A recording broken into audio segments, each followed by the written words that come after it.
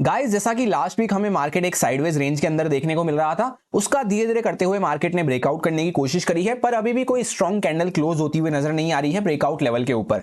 सो अब यहाँ पे नेक्स्ट वीक हमारा स्टार्ट होने वाला है, उसमें हमारा कैसे प्लान रह सकता है, किस तरह से कंप्लीट एनालिसिस बन रहा है, जिससे कि हम बिना ट्रैप हुए एक अच्छी ट्रेड प्लान कर सकें, स्पेशली मंडे के दिन पे। उस बारे में डिस्कशन करने वाले हैं बैंक निफ्टी और निफ्टी 50 के चार्ट पे। सो स्वागत है आपका एक और वीकली एनालिसिस वीडियो में। सबसे पहले हम लोग चलते हैं बैंक निफ्टी के वीकली टाइम फ्रेम चार्ट पे। जैसा कि यहाँ पे वीकली कैंडल क्लोज होती हुई नजर आई है, तो आपको देखने को मिलेगा लास्ट वीक हमने यही डिस्कस किया था कि दो बैक टू बैक यहाँ पे आइडेंटिकल कैंडल बनती हुई नजर आ रही है, सेम टाइप की, जहां पे मार्केट नीचे गया और वापस से ऊपर रिकवर करता हुआ नजर आया है। तो अगर मार्केट इसके ऊपर क्रॉस करना चालू करता है तो बाइंग साइड पे एक मोमेंटम हमें देखने को मिल सकता है। एग्जैक्टली मार्केट ने जैसे ही इसका ब्रेकआउट करना चालू करा, यहां से बाइंग का कुछ मोमेंटम हमें देखने को मिल रहा है। और जो ये हमारा गैप पड़ा हुआ था, डॉट मार्केट इस गैप को फुलफिल करके अभी एग्जैक्टली उसी लेवल के आसपास से रेजिस्टेंस फेस कर रहा है। यानी कि जो भी लोग यहाँ पे सेल करके बैठे थे वो कोशिश कर रहे हैं यहाँ पे डिफेंड करने की, और बार बार मार्केट इसके आसपास रेजिस्टेंस फेस कर रहा है। तो वापस से अगर मार्केट अपना हाई क्रॉस करता है तो यहां से बाइंग का मोमेंटम और कंटिन्यू हो सकता है। सेलिंग का अग्रेसिव मोमेंटम जब हमें देखने को मिलेगा जब मार्केट इस लेवल के नीचे आता है, 50,333 के नीचे। इस लेवल के आसपास इसका लो लगा हुआ है 300 के आसपास, तो 333 के नीचे जब हम आते हैं तब यहाँ पे अग्रेसिव सेलिंग का मौका हमें मिलेगा। बीच का एरिया थोड़ा सा यहाँ पे जिगजैग वाला रह सकता है, जहां पे ऊपर नीचे के वॉलेटाइल मूव्स हमें देखने को मिल सकते हैं। अब वापस से आ जाते हैं डेली टाइम फ्रेम पे, तो आप यहाँ पे देखेंगे एक प्रॉपर रेंज बनती हुई जा रही थी, जिसमें बैक टू बैक इस लेवल के आसपास हम रेजिस्टेंस फेस कर रहे थे। इसको हमने प्राइस वाइज क्रॉस करना तो चालू कर दिया है, ब्रेकआउट करना तो चालू कर दिया है, पर अभी तक भी कोई स्ट्रॉन्ग कैंडल क्लोज नहीं हुई है। 2 दिन से यहाँ पे मार्केट कंसोलिडेट करता हुआ नजर आ रहा है एक छोटी सी रेंज में, जहां पे कोई भी अच्छा मोमेंटम हमें देखने को नहीं मिल रहा है। 2 दिन से मार्केट एकदम साइडवेज पड़ा हुआ है जब से इसका ब्रेकआउट करा है इसके ऊपर।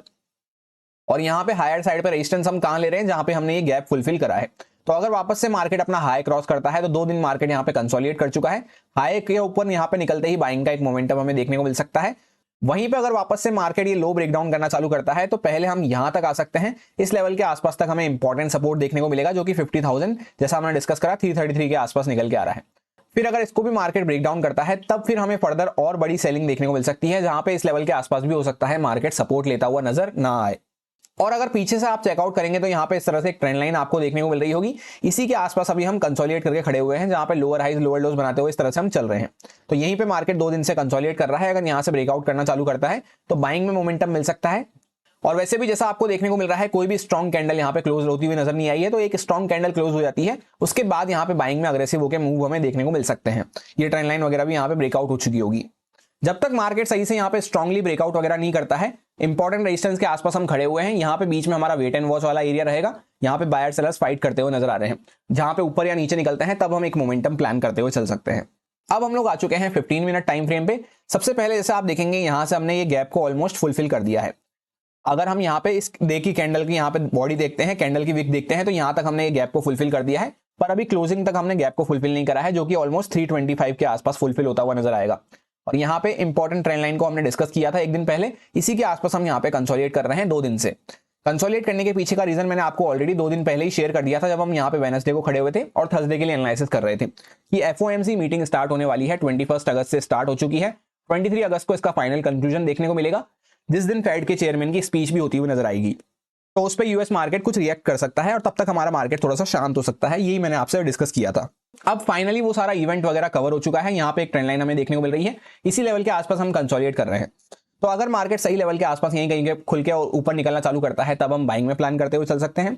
डायरेक्टली मार्केट कुछ गैप अप खुल जाएगा तो उसमें हमारे हाथ से ऑलरेडी पॉइंट्स जा चुके होंगे, तो वहां पे फिर हमें थोड़ा सा वेट करना पड़ेगा। अगर मार्केट डायरेक्टली फिर सेलिंग में आ रहा है, क्योंकि यहाँ पे ज्यादा सेलर के स्टॉप लॉस देखने को नहीं मिल रहे हमें अपर साइड से, तो अगर मार्केट डायरेक्टली गैप अप खुल के फिर सेलिंग में आ रहा है तो कहीं ना कहीं हम सेलिंग में ही प्लान करते हुए चल सकते हैं। जहां पे यहाँ पे जो बायर्स वगैरह बैठे होंगे कंसोलिडेशन में और नीचे जो बायर्स बैठे हैं उनको प्रॉब्लम बढ़ सकती है, क्योंकि नीचे कुछ बायर्स वगैरह बैठे हैं, उसके बाद हमने कंसोलिडेट किया है यहाँ पे, तो मोस्टली यहाँ पे बायर्स आए होंगे और कुछ लोग यहाँ पे सेल करके बैठे होंगे इस होप में कि मार्केट रेजिस्टेंस वगैरह के आसपास खड़ा हुआ है। तो सेलर्स काफी कम देखने को मिल रहे हैं। तो डायरेक्टली अगर मार्केट कुछ गैप अप वगैरह खुलता है, थोड़ा बहुत भले ऊपर जा रहा है, उसके बाद ब्रेकडाउन वगैरह करता है, तब हम सेलिंग में प्लान रखते हुए चल सकते हैं। या डायरेक्टली भी सेलिंग में आ रहा है तो सेलिंग में हम प्लान रखते हुए चल सकते हैं। वहीं पे अगर डायरेक्टली मार्केट कुछ गैप डाउन खुल जाता है तो उस केस में भी हम सेलिंग में प्लान रखते हुए चल सकते हैं। ये बायर्स वगैरह पे और यहाँ पे इस रेंज में जो बायर्स आए हैं उन पे खतरा बढ़ सकता है। गैप डाउन के केस में हम बाइंग कब कर पाएंगे, जब मार्केट वापस से कुछ ऊपर आए और फिर इस लेवल वगैरह को क्रॉस करता है, 51,000 के लेवल को क्रॉस करता है एटलीस्ट, तभी हम बाइंग के बारे में सोच पाएंगे। तो गैप डाउन का केस ऐसा रहेगा, थोड़ा सा हम वेट करेंगे, क्योंकि वैसे भी वापस से बीच में हम खुल रहे होंगे। इस तरह से अपर साइड पर ट्रेंड लाइन है, इस तरह से बॉटम पार्ट पर ट्रेंड लाइन है। यहाँ पे अगर गैप डाउन वगैरह खुल के नीचे निकलते हैं तो सेलिंग में प्लान कर सकते हैं। बाइंग के लिए हमें वेट करना होगा, मार्केट पहले ऊपर आए, यहाँ पे थोड़ा 51,000 वगैरह को क्रॉस करे तभी बाइंग हम कर पाएंगे। ये सारे कुछ इंपॉर्टेंट लेवल्स रहेंगे जिन पे मैं ट्रेडिंग करते टाइम फोकस रखूंगा। यहाँ पे 51,100 के आसपास इंपॉर्टेंट रेजिस्टेंस हमारा बना हुआ है। 325 के आसपास यहाँ पे हमारा ये गैप फुलफिल हो सकता है, जहां पे क्लोजिंग टू क्लोजिंग बेसिस पे अगर हम चेकआउट करते हैं तो 727 के आसपास यहाँ पे एक सपोर्ट हमारा हो सकता है। 500 के आसपास साइकोलॉजिकल लेवल बना हुआ है। ये दो ट्रेंड लाइन हमारे काम की हो सकती है। इस रेजिस्टेंस को भी अगर ब्रेकआउट करते हैं तो इसके ऊपर फिर हमारा 500 का साइकोलॉजिकल लेवल निकल के आने वाला है। इसके आसपास यहाँ पे एक इंपॉर्टेंट रेजिस्टेंस भी हमारा बना हुआ था, तो इस लेवल के आसपास 520 के आसपास नेक्स्ट रेजिस्टेंस हमारा हो सकता है।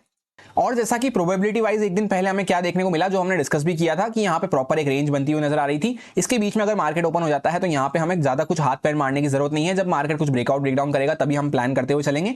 ये हमने डिस्कस किया था। मार्केट एकदम फ्लैट प्राइस के आसपास खुला, पहले नीचे आने की कोशिश करी, वापस ऊपर आ गया और उसके बाद साइडवेज बिहेव करता हुआ नजर आया। तो अगर मार्केट फ्लैट वगैरह खुलता है, नीचे आने की कोशिश कर रहा है वापस से, या ऊपर जाने की कोशिश कर रहा है, तो उसी डायरेक्शन में हम प्लान करते हुए चलेंगे। अगर फ्लैट केस में मार्केट हमारा ओपन होता है तो, क्योंकि नीचे जाके वापस से ऊपर आएगा, इस चीज के लिए हमें प्लान करते हुए नहीं चलना है। प्रॉपर एक यहाँ पर रेंज बनती हुई जा रही है और जितना ये रेंज की लेंथ है इतना टारगेट फिर अगर सही से ब्रेकआउट या ब्रेकडाउन होता है तो हम प्लान करते हुए चल सकते हैं। अब निफ्टी 50 के चार्ट पे हम लोग आ चुके हैं। सबसे पहले 1 वीक टाइम फ्रेम पे डिस्कशन करते हैं। तो यहाँ पे एक ब्रेकआउट हमने दिया था यहाँ पे लास्ट वीक, और उसके बाद वापस से मार्केट उसी फेवर में कंटिन्यू करता हुआ नजर आ रहा है, जहां पे ये जो गैप वगैरह पड़ा हुआ था ये भी फुलफिल होता हुआ नजर आ चुका है। अभी इंपॉर्टेंट रेजिस्टेंस के आसपास हम खड़े हुए हैं। अगर वापस से मार्केट अपना हाई क्रॉस करना चालू करता है तो 25,000 और उसके ऊपर तक हम जा सकते हैं, जहां पे एक फ्रेश ऑल टाइम हाई हमें देखने को मिल सकता है। अग्रेसिव सेलिंग का लेवल निफ्टी 50 में जब भी आएगा जब मार्केट कुछ वापस से 24,500 वगैरह के नीचे क्रॉस करना चालू करता है। यहाँ पे एक इंपॉर्टेंट सपोर्ट हमारा बना हुआ है और इस कैंडल का लो भी लगा हुआ है ऑलमोस्ट 522 के आसपास। तो 500 के नीचे ही कोई अग्रेसिव सेलिंग हमें देखने को मिल पाएगी। अदरवाइज मार्केट काफी अच्छा पॉजिटिव बना हुआ था, गैप डाउन वगैरह खुला, वापस से ऊपर निकलना चालू कर रहा है। तो यहाँ से अगर इसके ऊपर ब्रेकआउट वगैरह करता है तो एक फ्रेश हाई के लिए हम प्लान करते हुए चल सकते हैं। अब चलते हैं डेली टाइम फ्रेम पे। तो यहाँ पे आपको देखने को मिलेगा मार्केट काफी अच्छा अपसाइड में पॉजिटिव मूव करता हुआ जा रहा था। यहाँ से ब्रेकआउट करा, एक स्ट्रॉन्ग कैंडल बनाई, उसके बाद पॉज लिया, वापस से हाई को ब्रेकआउट करा, कंटिन्यू करा। अभी 2 दिन से मार्केट यहाँ पे पॉज लेके खड़ा हुआ है इंपॉर्टेंट रेजिस्टेंस के आसपास। इसके ऊपर यहाँ पे एक गैप हमारा पड़ा हुआ है। तो अगर वापस से मार्केट अपना हाई क्रॉस करना चालू करता है, 24,900 वगैरह को क्रॉस करना चालू करता है, तो फिर हम 25,000 और उसके ऊपर भी प्लान करते हुए चल सकते हैं एक फ्रेश ऑल टाइम हाई के लिए, जहां पे पहले ये गैप हमारा फुलफिल होगा, इसके ऊपर फिर यहाँ पे हमें फर्दर और फ्रेश ऑल टाइम हाई देखने को मिल सकता है। बीच का एरिया अवॉइड करते हुए चलेंगे दोनों कैंडल का, क्योंकि यहाँ पे एक प्रॉपर रेंज बनती हुई नजर आ रही है। तो रेंज के बीच में हमें हाथ पैर मारने की जरूरत नहीं है। यहाँ पे बायर सेलर्स को फाइट कर लेने देते हैं, जिस साइड पे वो डिसाइड करते हैं फिर उस साइड पे हम प्लान कर सकते हैं। डायरेक्टली कुछ गैप डाउन वगैरह खुल जाता है, उस केस में जब तक मार्केट अपना हाई क्रॉस ना करे, वापस ऊपर आए, हाई क्रॉस ना करे, तब तक हमें बाइंग के लिए प्लान नहीं रखना है। और अगर कहीं ना कहीं मार्केट नीचे जा रहा है तो हम सेलिंग में ही प्लान करते हुए चल सकते हैं, क्योंकि एक अच्छा स्ट्रेच मार्केट ने ले लिया है। यहाँ से कंटिन्यू ऊपर मूव करता हुआ जा रहा है। अभी मार्केट ने पॉज लिया है, तो ये 2 दिन का पॉज हो चुका है। इसके बाद अगर नीचे निकलता है तो कुछ करेक्शन के लिए हम प्लान कर सकते हैं, अग्रेसिव सेलिंग के लिए प्लान नहीं कर पाएंगे, क्योंकि काफी अच्छा स्ट्रेंथ में मार्केट देखने को मिल रहा है। तो छोटा मोटा करेक्शन वगैरह के लिए प्लान कर सकते हैं, फिर वापस से मार्केट जब निकलेगा तब हम बाइंग के लिए एक अच्छी स्ट्रेंथ के साथ प्लान कर सकते हैं। वो वैसे भी हमारे लिए ज्यादा फ्रूटफुल हो जाता है। अब 15 मिनट टाइम फ्रेम पे हम लोग आ चुके हैं एग्जैक्ट इंट्राडे कंडीशंस को डिस्कस करने के लिए। सबसे पहले जैसे यहाँ पे बाइंग वगैरह होती हुई नजर आई, बायर्स वगैरह बैठे होंगे कुछ, यहाँ से हमने ब्रेकआउट किया, यहाँ से हमने ब्रेकआउट किया, उसके बाद मार्केट डायरेक्टली गैप अप खुला और एक यहाँ पे कंसोलिडेशन हमें देखने को मिल रहा है। 2 दिन का प्रॉपर रेंज बनती हुई नजर आ रही है। तो मोस्टली यहाँ पे बायर्स बैठे होंगे, क्योंकि पिछला ट्रेंड भी जो बाइंग साइड पे चलता हुआ आ रहा था, और थोड़े बहुत यहाँ पे सेलर्स वगैरह भी बैठे होंगे, ये देखते हुए कि यहाँ पे मार्केट इसके ऊपर गैप पड़ा हुआ है पीछे का। तो यहाँ पे रेजिस्टेंस देखते हुए कुछ सेलर्स वगैरह भी यहाँ पे बैठे होंगे।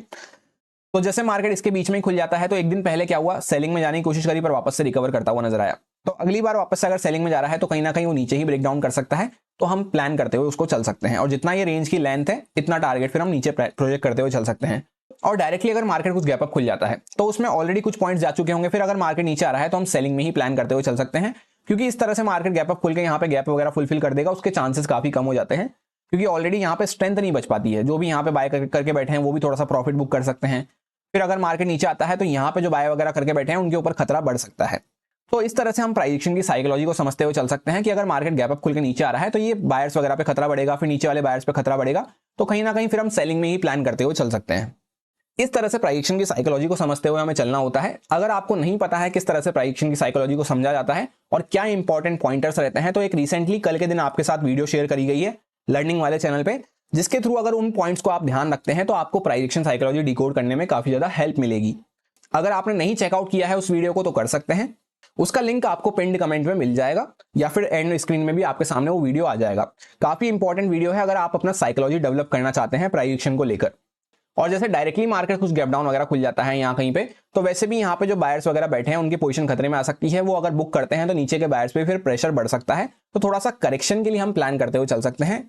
और फिर फर्स्ट सपोर्ट हमारा इस जोन के आसपास आएगा, जहां पे ये रेंज का टारगेट भी हमारा अचीव होता हुआ नजर आएगा। फिर उसके नीचे हम इस तरह से छोटे छोटे टारगेट पर ट्रेल करते हुए एक करेक्शन बेसिस पे प्लान करते हुए चल सकते हैं। अग्रेसिव सेलिंग वगैरह का भी कोई स्कोप देखने को नहीं मिल रहा है। मार्केट काफी अच्छा पॉजिटिव बना हुआ है, यहाँ पे थोड़ा सा होल्ड कर रहा है। नीचे निकलते हैं तो बस करेक्शन वगैरह के लिए थोड़ा प्लान रहेगा। ये सारे कुछ इंपॉर्टेंट लेवल्स रहेंगे। 25,000 का साइकोलॉजिकल लेवल है, 941 के आसपास एक माइनर रेजिस्टेंस हो सकता है, 867, 800 और 724 के आसपास यहाँ पे हमें लेवल्स देखने को मिल रहे हैं। 650 के आसपास फिर हमारा नेक्स्ट सपोर्ट आता है। यही मेरा सिंपल सा एनालिसिस बन रहा था दोनों इंडेक्सेस में, जो आपके साथ प्योरली एजुकेशन एक्सपीरियंस पर्पस से शेयर किया गया है, सारे लॉजिक्स एंड रीजंस को एक्सप्लेन करते हुए। अब अगर आपको अच्छा लगता है, समझ में आया है, तो आप इसको यूज में ले सकते हैं अपने रिस्क पे, अपने प्रॉपर रिस्क मैनेजमेंट को फॉलो करते हुए, अच्छे से स्टॉप लॉसेस वगैरह को फॉलो करते हुए। Happy Monday, thank you.